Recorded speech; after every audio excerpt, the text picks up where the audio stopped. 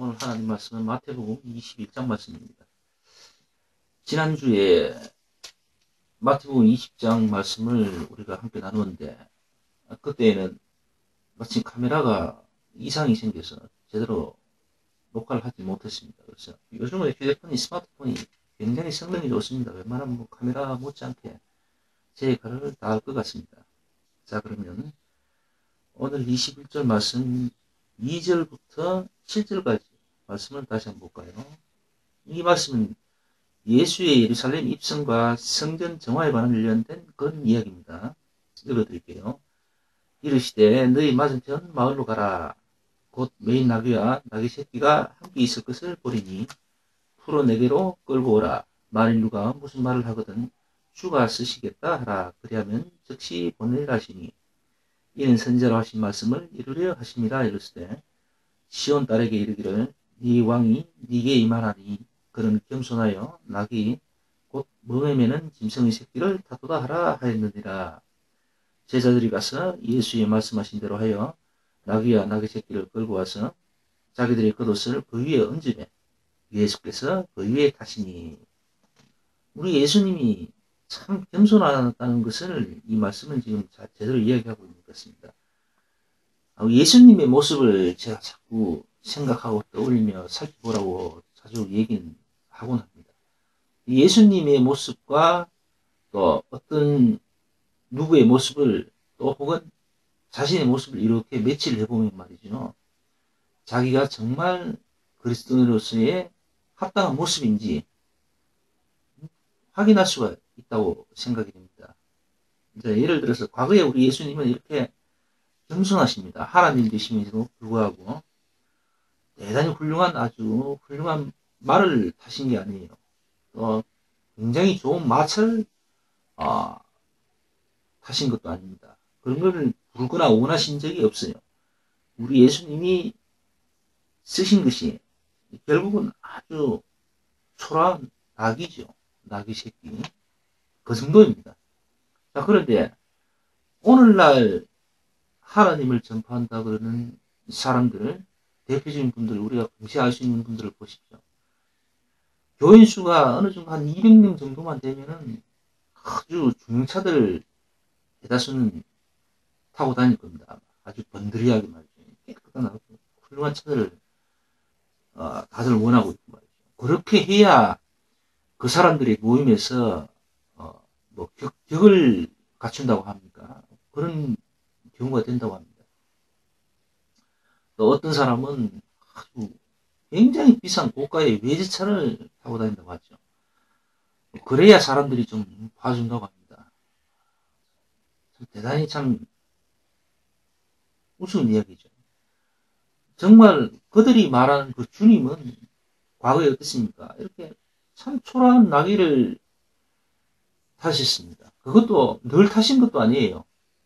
지금 예루살렘 입성에 저 말쯤에 그때 나귀를 불러서 타신 거예요. 평소에는 예수님은 걸어 다니셨습니다. 뭐 집이 있었던 것도 아니고요. 또 큰 웅장한 성전에서 뭔가를 하신 것도 아니에요. 계속해서 이곳저곳 마을을 찾아다니시면서 사람들에게 복음을 전하신 겁니다. 오늘날의 그 예수님을 전파한다는 사람들하고의 모습은 정말 매치가 됩니다. 아주 다르죠. 전혀 다르게 매치가 되는 거죠. 자, 그리고 12절 말씀하고 17절까지 12절에서 17절 말씀까지 다시 한번 볼까요?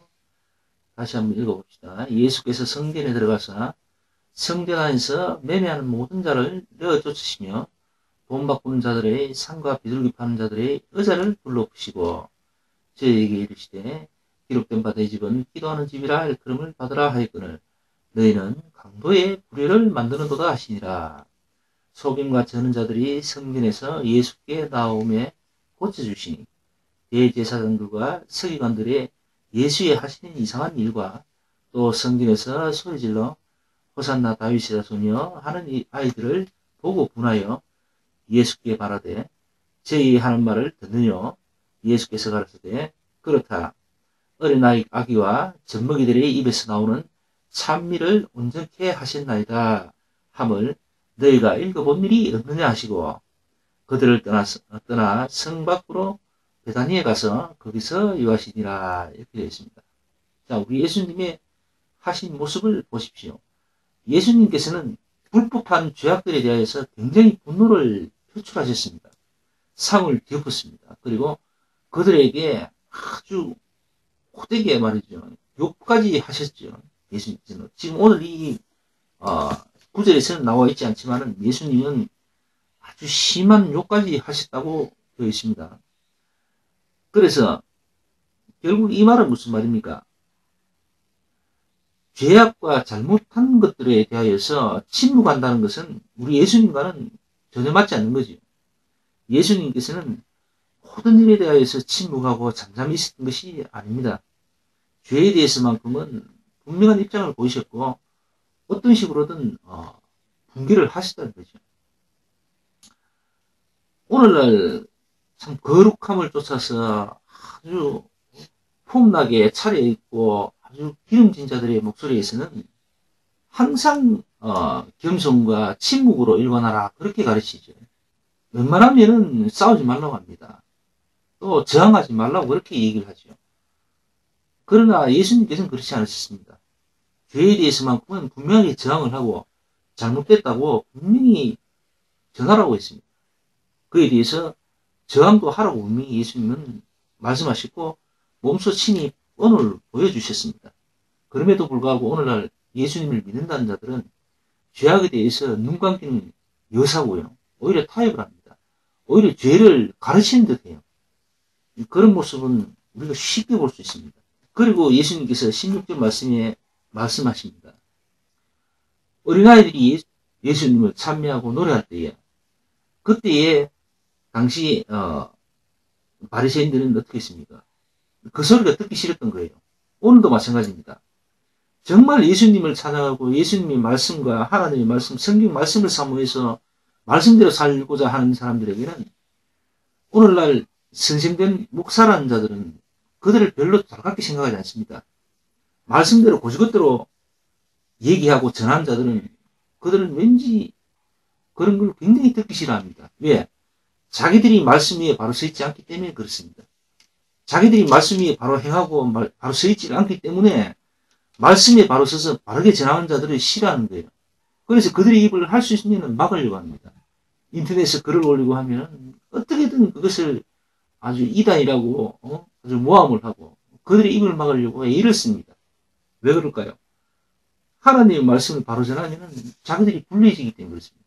자기들이 드러나기 때문에 그렇습니다.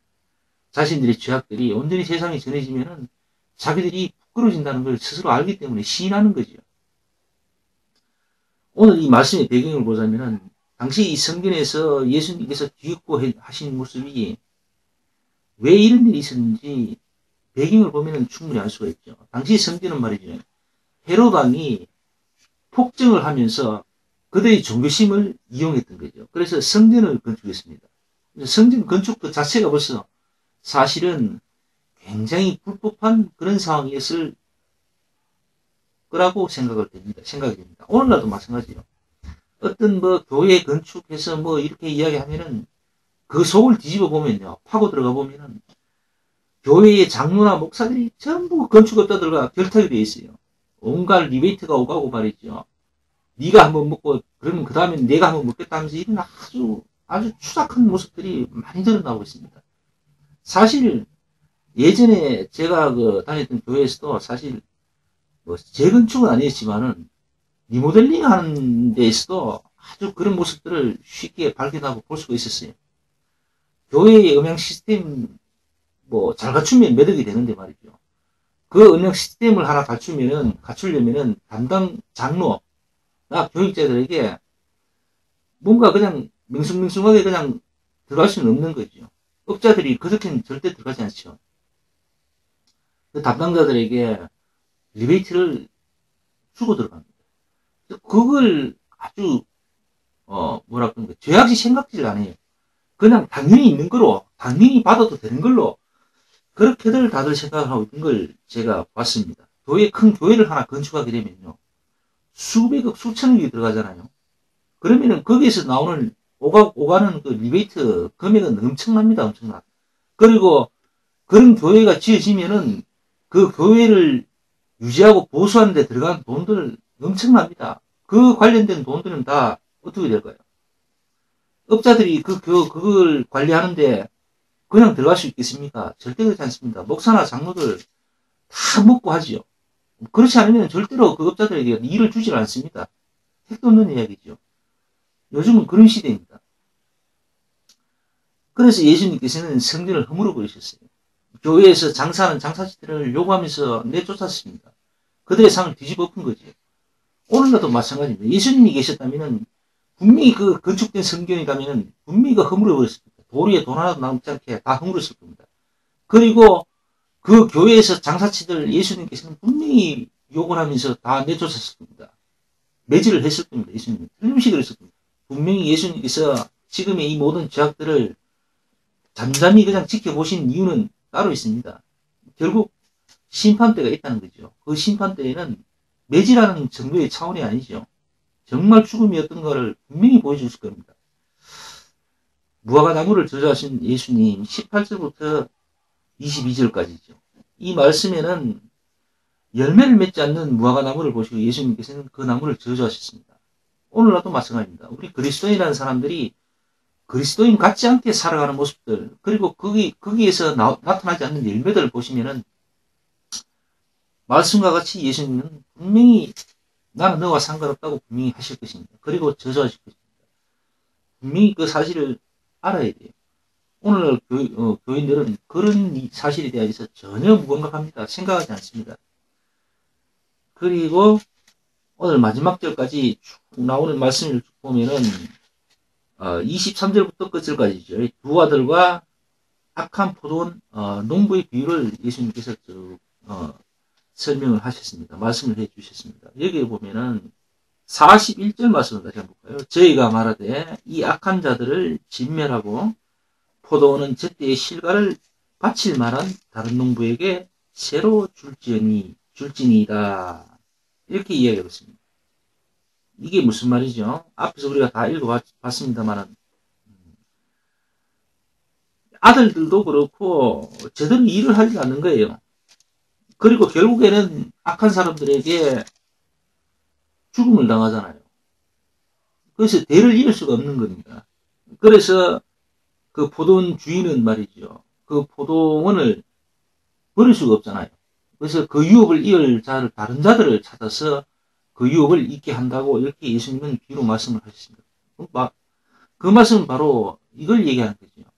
오늘날 교인들은 제대로 된 열매를 나타내지를 못하고 있습니다. 오히려 온갖 죄악들로 사람들에게 지탄을 받고 있죠. 그래서 열매가 없는 거죠. 그러면 어떻게 하시겠어요, 예수님께서? 오늘 말씀대로 하실 거예요, 분명히. 다른 유업을 이을 자들을 찾으실 겁니다. 그리고 그들에게 유업을 잊게 하실 겁니다. 우리가 먼저 봤던 말씀에 잘 한번 보십시오. 여기에 보면은 그 해답이 어쩌면은 해답이라고 할 수도 있는 말씀이 있습니다. 32절 한번 볼까요? 요한이 의의 도로 너에게 왔거늘 너희는 저를 믿지 아니하였으되 세리와 창기는 믿었으며 너희는 이것을 보고도 종시 유처 믿지 아니하였도다. 이렇게 되어 있습니다. 자, 여기서 바리새인들, 하나님을 믿는다는 바리새인들, 그들은 예수님을 믿지 않았습니다. 요한의 말을 듣질 않았어요. 예수님의 길을 예비한 요한의 말을 절대로 듣지 않았습니다. 그런데 의외로 말이죠. 엉뚱한 곳에서 믿음이 나타났습니다. 그게 어딥니까? 오늘 말씀대로 사람들이 저주하고 멸시했던 세리와 창기들이 믿었다는 겁니다. 그 사실을 믿었다는 거예요. 그렇게 거룩한 척 폼 잡던 바리새인들을 믿지 않았습니다. 율법사들을 믿지 않았어요. 그런데 의외로 말이죠. 참으로 천박하고 저주받던 세리와 창기들이 그 예수님의 말씀을 믿었고 그 예수님을 믿은 거예요. 오늘날 교인들이 바로 그 모습을 하고 있는 겁니다. 바리새인들의 모습을 그대로 갖고 있어요. 의외로 예수님이 바라보고 있는 시선은 그런 우리들이 바라보고 있는 우리들이 업신여기고 천박하게 생각하는 그들에게 우리 예수님이 마음과 시선이 가는지도 모릅니다. 우리가 그걸 참으로 의식하고 불안해하고 회개하고 통탄해야 될 줄로 믿습니다. 이것이 오늘날 우리의 모습 또는 기독교라고 하는 모임의 모습인 것이죠. 그리고 세상의 모습도 될 겁니다. 아마. 우리들의 현실인 거죠. 오늘도 예수님 말씀을 통해서 우리가 어떻게 해야 될까를 잘 한번 생각해보고 회개하고 다시 겸손의 마음을 되찾는 그런 은혜로운 시간들을 되었으면 합니다. 자, 기도 마십시오.